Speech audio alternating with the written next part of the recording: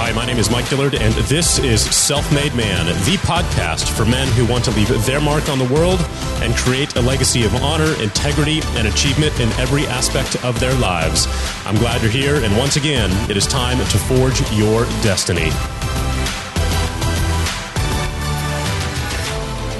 If you want to know the destiny of a business or an institution or a society, you only need to look at one thing, and that is the values held by the leaders of those organizations. Freedom, liberty, honor, and the rule of law, these were the kinds of values that America was founded upon nearly 300 years ago.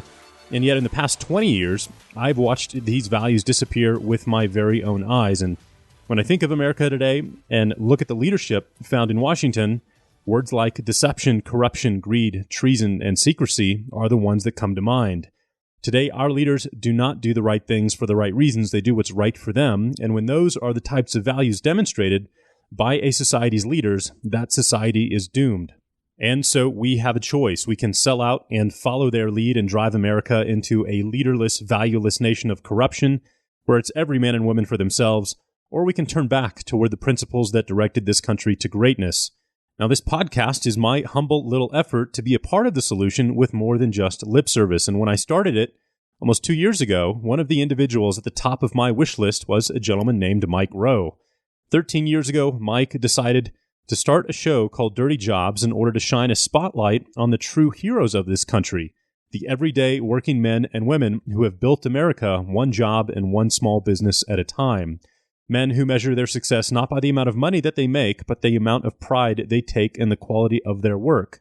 On Labor Day of 2008, he launched the Mike Rowe Works Foundation, which provides financial assistance to individuals with a desire to learn a skill that is in demand. And the foundation has been instrumental in granting more than $3 million in education for trade schools across the country. Well, today, Mike was gracious enough to join us here on Self-Made Man, and in addition to discussing the current challenges faced by the U.S. and some potential solutions, we also dive into the challenges that come along with being in the public eye and being a celebrity, and how to respond to negativity, which he has turned into an absolute art form, and it is a topic and a skill set that every successful entrepreneur will need to acquire at one point or another. This is an absolutely incredible interview with a fantastic man who is doing a lot for this country, and it's a privilege to have him on the show. So please help me welcome Mike Rowe. All right, welcome back, everybody. Mike Dillard here, and today we are joined by a guest that I've really been looking forward to having on the show, really since we started. Mr. Mike Rowe, welcome to Self-Made Man.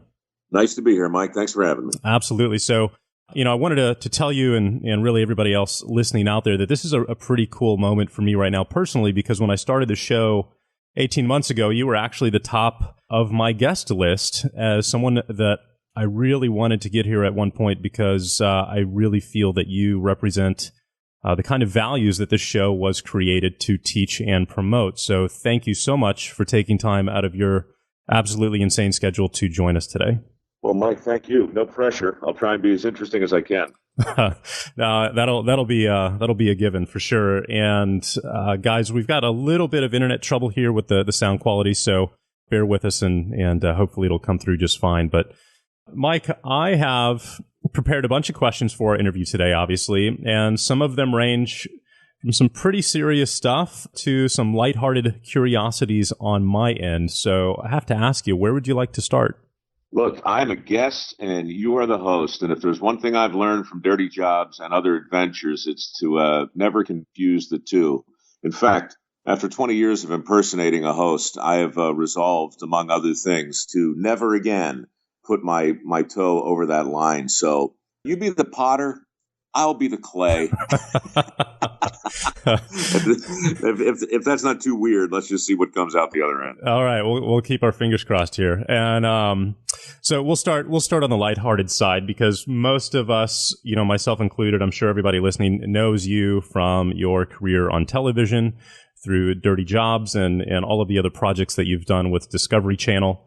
And what you're doing now with CNN. And so we've come to know you and, Mike Rowe as this character on television. And having never been in that industry myself, I have to ask, what is the best part and the worst part on a daily basis about being a public figure in your position? Well, the best part, I guess, for me is just having a seat at a table that I think is unlike any other table in the history of Western civilization. We can communicate today, in spite of a wonky internet connection, in ways that we never imagined possible before. Obviously, we're connected in so many different ways, even though we've become disconnected in some fundamental ways, which we can talk about later. But mostly the upside is an ability to communicate very quickly with a new Rolodex of people who are doing some really interesting things on the planet. So that's a long way of saying access. Access is the single biggest upside to having any level of notoriety or celebrity. The biggest downside that I've seen happily doesn't really apply to me. And ironically is the same exact answer. It's access. People have access to you. And the friends that I know that I'm close with in the entertainment business, the thing they most struggle with is the fact that they are known for a character that they play. And so, the pressure to be that character, and even if it's not a specific character, an iconic figure, the pressure to be Al Pacino, the pressure to be Clint Eastwood, the pressure just to wear the mantle, essentially, that isn't really yours, but just a construct or a creation, that's exhausting. And the best thing that ever happened to me, aside from the fact that I, got lucky with a TV show that I loved, was the fact that the character I played on that show was not a character at all. It was absolutely positively me. We never did a second take on Dirty Jobs. We never did any meaningful pre-production. We never did any rehearsal. We never had any writers. There were never any lines. There was never any casting. And so, like me or not, the guy you saw on the show, the guy in the Ford commercials, it's me. So, there's really no pressure to maintain a pretense or an artifice. And that is, as the Bard said, a consummation devoutly to be wished. Yeah, that's got to be tough. You lose a significant amount of your freedom in a way. And, I don't watch a lot of television. I think Game of Thrones has probably been the show that, I've actually made time to watch over the last couple of years. And it's absolutely amazing to think what life would be like to be one of the characters. And I don't know if you're familiar with the show, but Joffrey, right? Where if he has to walk down the street on a daily basis and deal with people projecting their emotions about that character onto him in real life, right? Yeah. And look, he only had in relative terms, that was a fleeting thing. That's a quick bite, at a really ripe apple. But, he came and went in 3 seasons, and, he'll do other things, and he's young, and that'll be fine. But your point's absolutely right.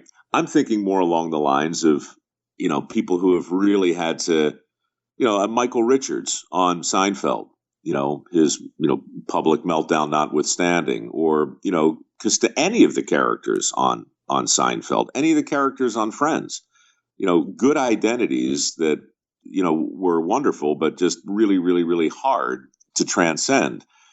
That to me would just be exhausting. Yeah, the blessing and the curse of that kind of success for sure. Yeah. So along that topic, one of the things that I wanted to cover today is, for our audience listening, you've got a lot of entrepreneurs. Some of them are very successful and have millions of, Facebook fans for their businesses or their personal pages, whatever it may be. And there are others who are just getting their start. And I can remember when my work started to get noticed in a public way, that a lot of the comments were really nice, and there were other comments that were not so nice. And having to deal with, that for the first time was really unsettling. And I can honestly say that I didn't know how to deal with it. And in some ways, or some instances, I think I was pretty successful in handling those correctly. In other ways, I absolutely went about it the wrong way and made some mistakes and have had to learn those lessons the hard way. Following your work and your career over the last few years, especially the blog posts that you put out, the posts that you put on your Facebook page, have really elevated the art of dealing with trolls and dealing with criticism to, an art form that I've never really seen before. You're one of the absolute best in the world when it comes to addressing people's negativity or comments, in your career and what you're doing. And I would love to know how you came about that methodology or process, because I've noticed the similarities in all of your answers and your approach whenever you make a post like this. And so there's definitely a methodology behind how you handle that. Yeah, there is, but don't give me too much credit because I'm kind of retrofitting it. Some things you do instinctively and some things happen purely serendipitously. And it's very tempting to look back and say, let me tell you what my plan was, when in fact there really was none. The general relationship that you're talking about, that of me and fans, that evolved back in 2003, before the social media was really much of a turn of phrase. Dirty Jobs was programmed almost exclusively by the people who watched it. And so the Discovery Channel built a little chat room for me. And in that chat room, usually at the end of a very long and disgusting day at a Motel 6 or a Super 8, I'd stumble into my crappy little room and I'd log on and I'd start conversations with fans of the show. And those conversations evolved into over 1 million threads over 8 years. And the chat room itself just exploded into this universe unto itself. And so even though I'm very late to the social media party, I had a front row seat to the dynamic between the viewer and me.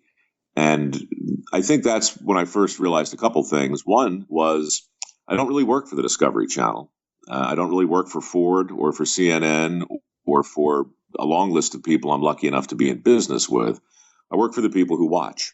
And once you really not just say that, but own it, once you really, really, truly believe you work for your customer or you work for your viewer or your listeners, then you're almost forced to adapt and adopt a different approach.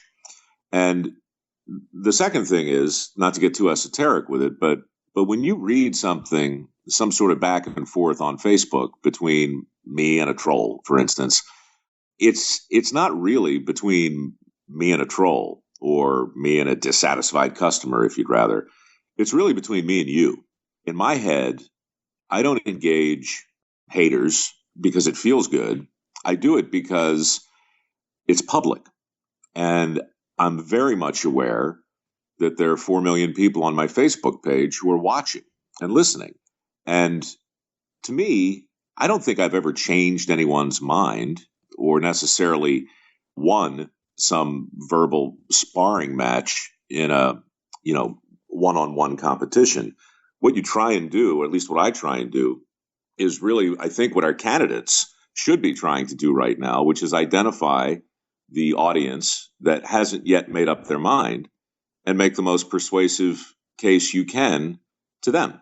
And that's why negativity online and in life is really very valuable, because it gives you the opportunity to be graceful, magnanimous, humorous, self-deprecating, a whole list of things that people find attractive, at least I do, that never really present themselves in the face of flattery.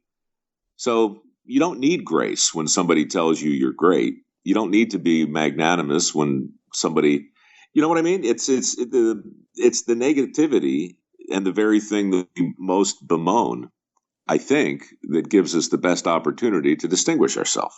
Yeah, no, absolutely. And I just, there's a lot of maturity and experience and wisdom, I think, that is needed to even consider that approach, which is why I wanted to shine some light on it, because I think you're absolutely right. And, I think you do it better than anybody else out there. So, for those young entrepreneurs out there who are dealing with haters for the first time, trying to squash their dream or, whatever it may be, criticize their business or their products or their work.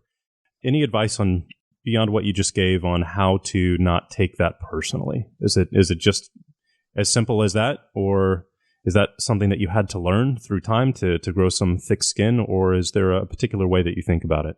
Yeah, I don't think the trick, for me anyway, was to not take it personally. The trick was to take it personally, but not take it to heart. So it is personal. If you're an entrepreneur and you're providing a service, that's personal. If you have a product that you created or designed, that's personal. If you're dispensing advice, that's personal. If you're making a TV show or doing a podcast, these are all very personal things. They're expressions of what we think and how we feel. So if somebody wants to come along and, pee all over it, that's okay. Like the sign at Disneyland says, you must be this tall to get on the ride. Well, you are. And so to me, it really comes down to execution more than content. You're going to be criticized. People are going to express their displeasure.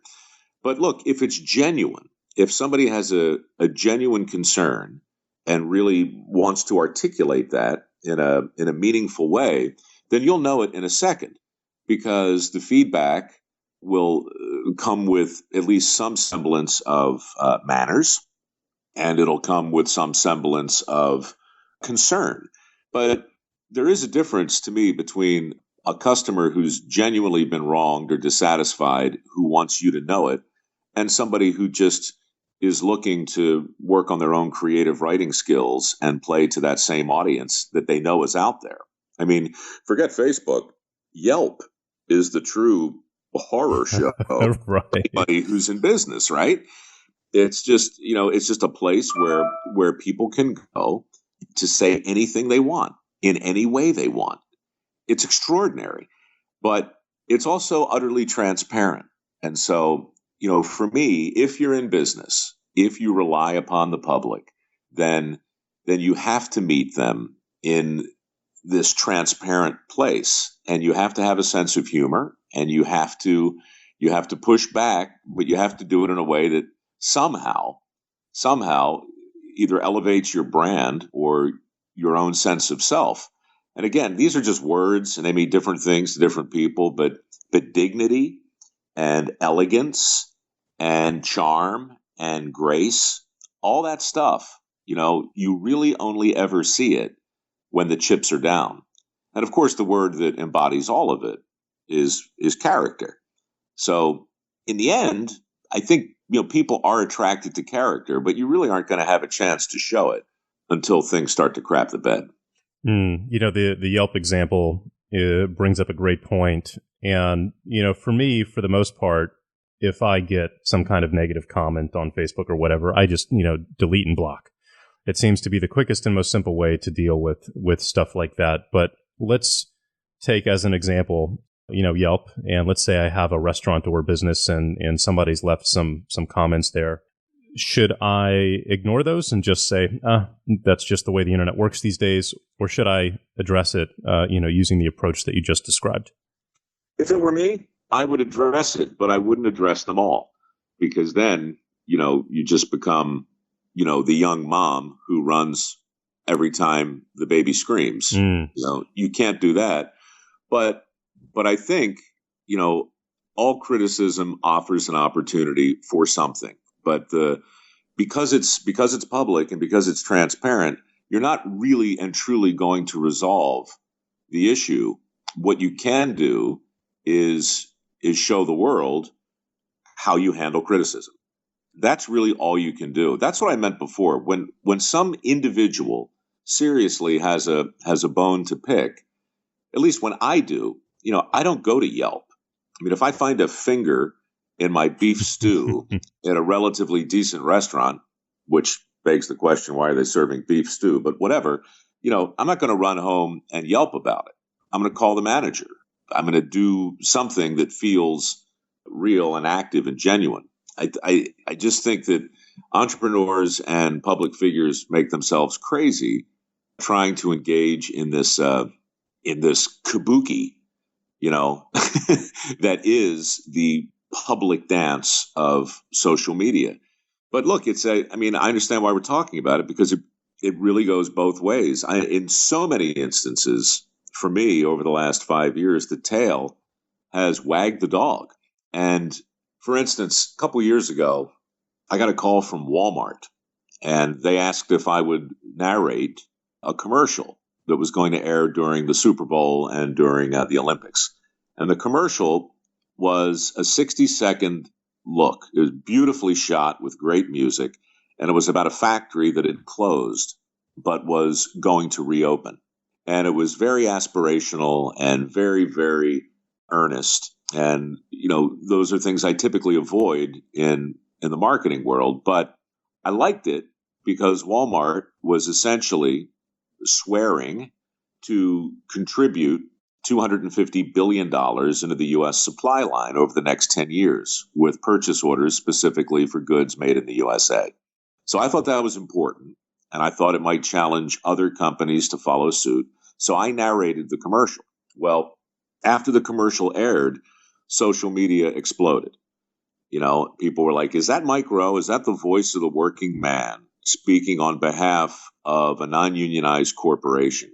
How dare he? What a fraud, what a fake, what a sellout, blah, blah, blah. So before I went to bed, and in all candor, after a couple glasses of Whistle Pig, I responded, and I did it politely, and I made my case, and I hit send, and I went to bed. When I woke up the next morning, 9 million people had read it, and we were having this massive conversation on Facebook about the changing face of the modern day proletariat, right? I mean, crazy. Well, later that afternoon, I got calls from Fox, CNN, MSNBC. Every major news show wanted to talk to me about the blow up on Facebook concerning the Walmart ad. Long story short, I went on a completely unanticipated self-directed press tour. I went to New York. I appeared on a dozen different shows, and I told the story through the lens of my own foundation, which is focused on work ethic scholarships and training for jobs that actually exist. And so the moral of the story is I got creamed on social media for narrating a Walmart commercial. A week later, we collected hundreds of thousands of dollars in donations for work ethic scholarships, got all kinds of unearned media and unimagined press around this issue. And once again, I got a better seat at a bigger table to talk about some of the issues that matter to me. So, it's just a long way of saying that sometimes the worst possible news in social media is the best possible opportunity if you can turn it inside out. Yeah, that's amazing. Amazing example and lesson learned on that. Transitioning gears just a little bit here, you recently gave a commencement speech at a university, and at the heart of your message was do not follow your passion, which I thought was a really, really interesting angle. And I was wondering if you'd expand on that a little bit for us. Well, most of the things I talk about, to tell you the truth, and I'm lucky, I get to speak to a lot of different groups, large and small, and it's really very varied. But most of the lessons learned really came out of dirty jobs. And the first big lesson was this idea that people used to ask me all the time, why is everybody laughing? I mean, why are people having so much fun on your show? You're normally crawling through a river of crap or something worse, and the people we meet are drenched in sweat and doing things that most of us don't aspire to do, but everybody seems so damn happy. What's going on? And over the years, one of the theories that began to emerge was that all the people I met, with very, very few exceptions, were doing something that they had never dreamed of doing, but were nevertheless prospering. And I remember a guy in Wisconsin. His name was Les Swanson from Wisconsin, septic tank technician. He told me that, we were standing at a pumping station knocking just cholesterol and crap off of the walls, 110 degrees, just unspeakable conditions. And I turned to him. We're standing there up to our nipples and other people's crap. And I said, Les, what were you doing before this? And without missing a beat, he said, I was a school counselor and a psychiatrist. And I said, God, why'd you quit? And he said, I got tired of dealing with other people's shit. Right. And I'm like, but then he elaborated. He said, look, the truth is, when I was 50, I got tired of doing what I was doing. And I turned around to see where everybody was headed, and I went in the opposite direction. And that's how he wound up in septic tanks. That's how he wound up with 3 trucks, a dozen employees, a summer home, and a margarita machine next to his pool. The first thing he did was identify an opportunity. The second thing he did was figure out how to be very, very, very good at it. And the third thing he did was figure out a way to love it. And that basic chronology is the exact opposite of everything I had been raised to anticipate. You know, most kids, most people grow up thinking, okay, if you want to be happy, here's how it works.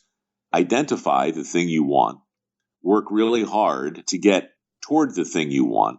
And then when you finally get the thing you want, you'll be happy. It's like in personal relationships too. You know, people say, you want to be happy? You got to find your soulmate. How do you do that? Oh, go on Match.com, get out there, you know, move around. Look. So people go on these endless snipe hunts for their soulmate. People go on these endless snipe hunts for their dream job. And what they wind up doing is spending most of their life looking for something that either isn't there or is out of their reach. And so they follow their passion. They just follow it. To me, you know, the big lesson from Dirty Jobs was passion is just way, way too important to follow around. So bring it with you. So that was the point of the commencement address. Never follow your passion. Always bring it with you. Yeah, and, absolutely. Yeah, be the change you want to see, right? Basically. Yeah, absolutely. So, you know, it's interesting. One of the reasons I was inspired to start this podcast a year and a half ago was, you know, looking out into the world over the last couple of years specifically. You know, I've got a 5-year-old son, and the way the world looks here in the United States, you know, culturally and economically and from a value standpoint is completely different than it was just 10, 15 years ago in my view. And I got quite concerned about what I saw, and the approach that I had, or the question that I asked myself was, okay, I don't really like where I see the world going. How can I actually make a difference or make an impact? How do you change the destiny or the direction that an entire society of a few 100 million people is taking? Is that even possible? And the conclusion that I came to, or that I've observed throughout history, is there's really only 2 ways to do it, and that is through the barrel of a gun, which is not really the ideal way to do it, or by having an impact or changing the value set that the society, you know, aspires to or prides itself on. Have you seen something similar throughout your travels here in the United States specifically? What concerns you most, if so? And what is your recipe for making it positive change? Wow. That's a great question. I think the recipe, going backwards for a minute, the way to make a plausible change anyway, in my opinion, is to first identify the things that are changeable.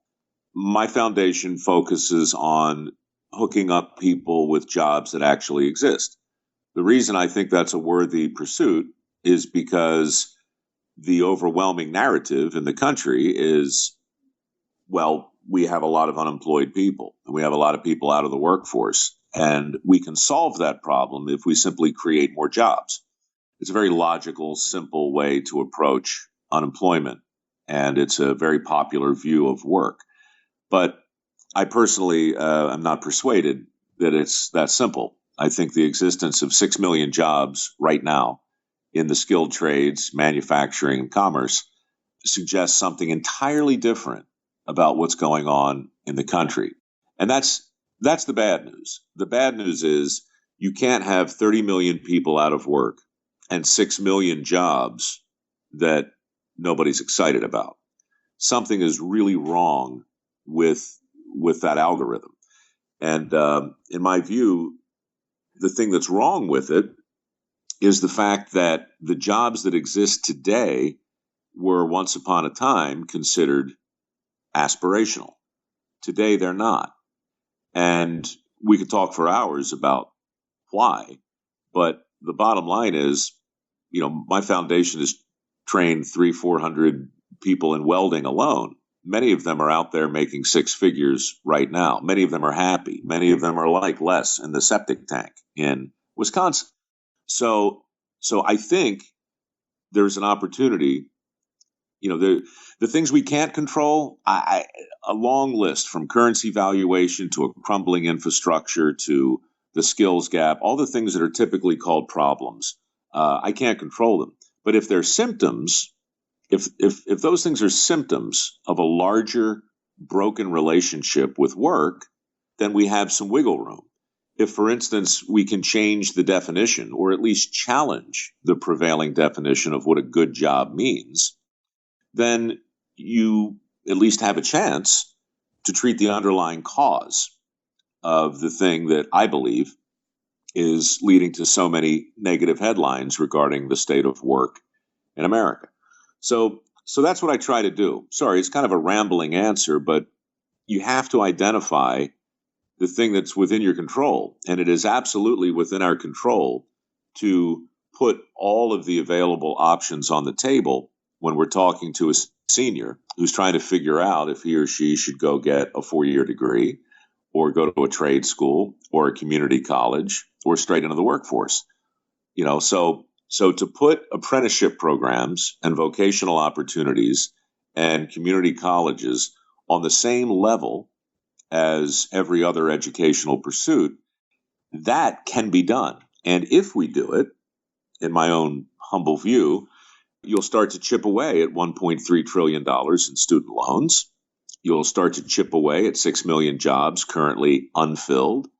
You'll elevate work in a much more egalitarian way than a union is capable of doing or an elitist Ivy League school. So somewhere in between the two, there's some logical real estate that can be occupied, but it's not a political thing in my view. It's guidance counselors and it's parents around kitchen tables at home. So if I were to try and say all that again in just a sentence, I would say that there are macro problems that you're describing that in many cases have micro solutions, no pun intended. The way to change the world is to change one individual's outlook at a time. That's what persuasion is. Yeah, no, agreed. It's a big part of it when I look out is the fact that so many young men today don't have role models in the form of, a father figure that they can look up to and learn from. And there's not really any tradesmen or craftsmen out there that are available to them that they can aspire to be, who take pride in their work and the job they do at the end of the day and the quality of the product they produce. And then we've got a government that's incentivizing, laziness or using the system, if you will, and the form of unemployment and incentives. So it's an interesting challenge to tackle. So, I want to just thank you for the role that you've been playing in this now for about a decade, and specifically through MicroWorks. And so how did you come about the inspiration to start that foundation? And for those who are listening that aren't familiar with its story or what it does specifically, could you talk a little bit about that? Yeah. I mean, Dirty Jobs was probably at its height in 2009. We were in 212 countries. The show aired over 1,000 times a year. It had changed the cable landscape in the sense that a couple dozen shows had evolved directly from it. And I was enjoying a really, really good run. And the economy went upside down, as many of your listeners will recall. And seemingly overnight, we were looking at 11% unemployment rates around the country. On Dirty Jobs, everywhere I went, I saw help wanted signs. And it was late in 2008 when it first occurred to me that there really was another narrative going on in the country that was getting very, very, very little press. And the employers that I met on Dirty Jobs all said the same thing. We would always go out for a beer after the shoot, no matter what it was. And I would always ask them, what are the main struggles that you face, as an entrepreneur? And by the way, people to this day still look at Dirty Jobs as a love letter to blue collar work. It was, and it still is, but it's also even more so a love letter to entrepreneurship and small business. There were probably 40, maybe 50 multimillionaires on Dirty Jobs. You just never would have known it because they were covered in crap. But the point was, all of these people expressed the same difficulty recruiting new talent that was willing to learn a skill that was actually in demand. So I thought, if those recruiting struggles exist at the time of a great recession, then what must they be like in normal times? And of course, the answer is the skills gap. In 2009, there were 2.1 million available jobs. In 2016, there are 5.9 million available jobs. So from my perspective, the industries that allowed dirty jobs to prosper all suffered from the same basic problem. It was a PR problem. It was an identity problem, and it was a recruiting problem. So MicroWorks started as an attempt to shine a light on good jobs that nobody wanted. And then it evolved into a scholarship fund where we would raise money for work ethic scholarships. And that's essentially what it is today. I spent half my time on the foundation speaking to big companies and little companies and going to Congress and talking to politicians and talking about the need to focus on jobs that actually exist. Job creation, obviously, is important, but it's not going to cure unemployment. The first thing we have to do, I believe, morally and as a matter of national security, is balance the workforce by celebrating the opportunities we have at hand. So that's the mission of the foundation. The happy symptom to come from it has been about $4 million of money raised through this perpetual telethon that I administer online, wherein I sell the crap from my garage, usually with a story attached to it and some sort of autograph. People way overbid for it, and we've raised millions of dollars doing that. So it's part fundraiser, part scholarship program, part PR endeavor. That's awesome. And what have been some of the success stories, any of note that you can share maybe with an individual who's gone through the program and that's, completely turned their life around? Are there any names that come to mind that you've followed? Hundreds. I don't focus too much on the individuals because I think the evidence that demands a verdict really is the group. On Dirty Jobs, yeah, it's all about the individual, but you don't start to see a pattern or a trend, until season 3 or 4. With MicroWorks, I can find it right here. I got piles of letters. Here's one. A guy named Jake sent me a note not long ago. He's up in the oil fields in North Dakota. He got a welding certification through our program and then went on to get trained in heavy equipment repair. He's 28. He's married, and his second kid is on the way. He lives in Kansas City, but he works up there about 3 weeks, 3.5 weeks, and then he comes home for a week, and then he goes back. So is it ideal? Probably not. Is it work-life balance perfect? Probably not. But he made $220,000 last year. He has no debt. He paid off his house. He paid off his truck. He actually quit the job he had with Caterpillar, and now he freelances. So he's got a little more time than he did before. And, he basically wrote me a letter to say, look, I just have to thank you. My family is completely provided for. It's not ideal, but it will be. And I'm making serious bank. I have no debt. And no matter where I go, I've got a skill that travels with me. So those are the success stories that I look for. We don't hit home runs or grand slams, the occasional stand-up double, but mostly it's a line drive to first base. And then that's how you get around. That's how you win the game. That's awesome. But it starts with the mastery of a skill that actually is in demand. And real quick, the other thing people forget, it's fine to talk about jobs. Jobs are critical, but entrepreneurship and this kid, Jake, I know he's going to hire somebody when he gets back to Kansas City. And I know he's going to hire 2 or 3 people.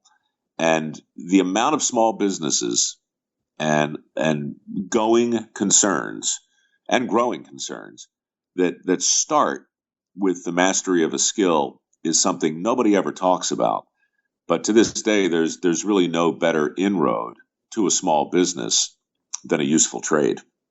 Yeah, I mean that's the secret to success. Whenever somebody asks me, hey Mike, how do I build a successful business?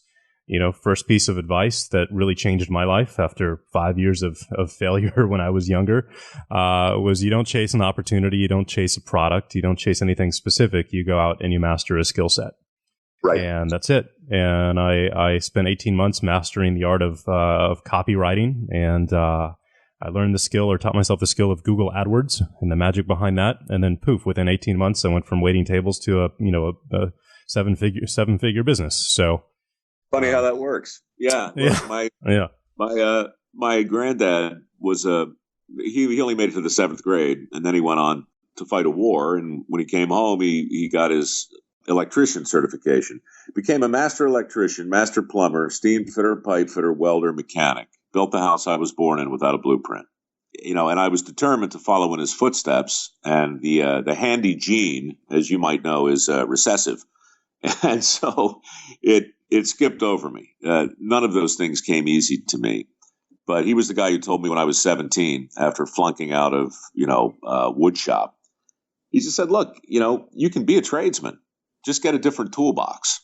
Find the thing that makes the most sense to your brain and then get good at it.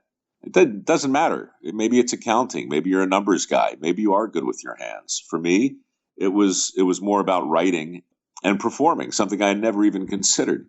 But you play the cards you get, and then you play them better than the people around you, if you can. Yeah. And then off you go. That's it. It's not magic or science. It's pretty simple. You just got to stick with it. Well, we've got about 10 minutes left. I wanted to dive into real quick your little pet project or passion project, if you will, that you launched in the last year, which is your podcast. And when we were talking before the show, you casually mentioned that you've gotten 30 million downloads in your first season, which just absolutely blows me away. But why did you start the podcast, and how has that been going? Well, I started it because I think, in a very general way, the business I'm in is satisfying curiosity. That's what Discovery was all about. Most of the shows I work on are, appeal to curious people. Most people are curious. But we're also plagued these days by, a shorter and shorter attention span. And I just thought, how can I tell stories that people might find interesting, but not suck up, any more time than I have or they have? And I just started to think about Paul Harvey, who some of your listeners will remember was a great broadcaster in the 50s and 60s and 70s. And he had a thing called The Rest of the Story, which was a 5-minute mystery he would tell every day about some famous person. You didn't know who the person was until the end. And along the way, you would learn all sorts of interesting things about history and life. And they were just well-written tales that were wrapped in a mystery. So I'm doing something called The Way I Heard It, which is an homage to The Rest of the Story. I don't have much time, so I can't do them every day. But 6 months ago, I started putting up one a week. And now I'm I'm writing them as fast as I can because people seem to like them. And, I'm new to the podcast universe.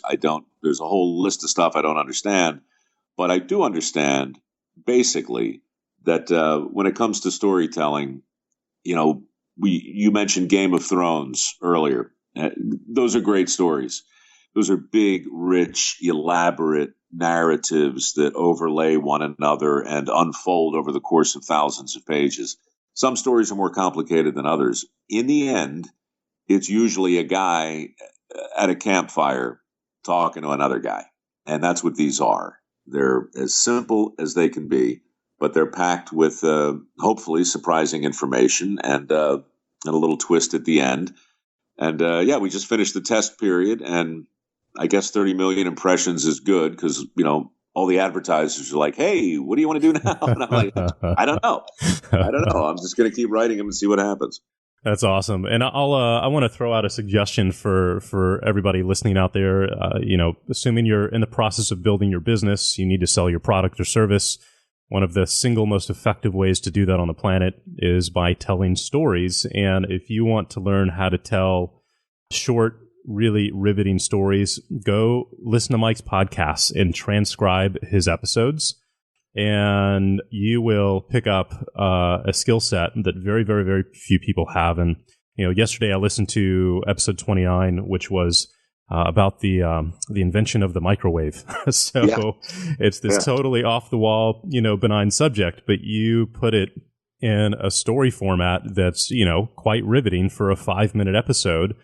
And at the end of the day, you get this payoff that this is how the microwave was invented. And it's just, you've just got an absolutely amazing talent when it comes to doing that. So go do that, guys. You will definitely not regret it if you start writing those out by hand. So, well, thank you, Mike. I really appreciate, the time today. And this has just been an honor for me to have you come on the show and share your message and your values and what you stand for and what you've built over your career for the last couple of decades. Thank you for what you do. And how can we support you? How can we support your endeavors and get in touch with you and help you out? Succeed.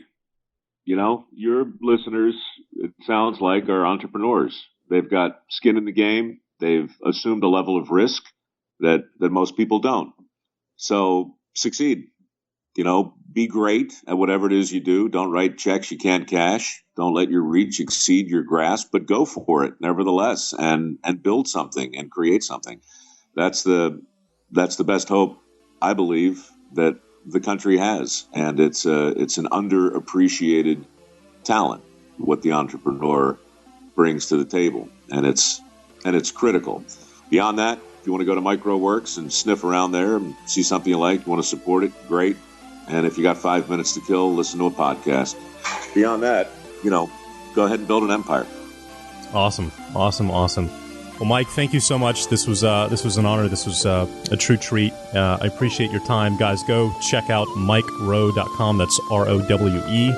And MicroWorks. Make a donation if you are so inspired to do so.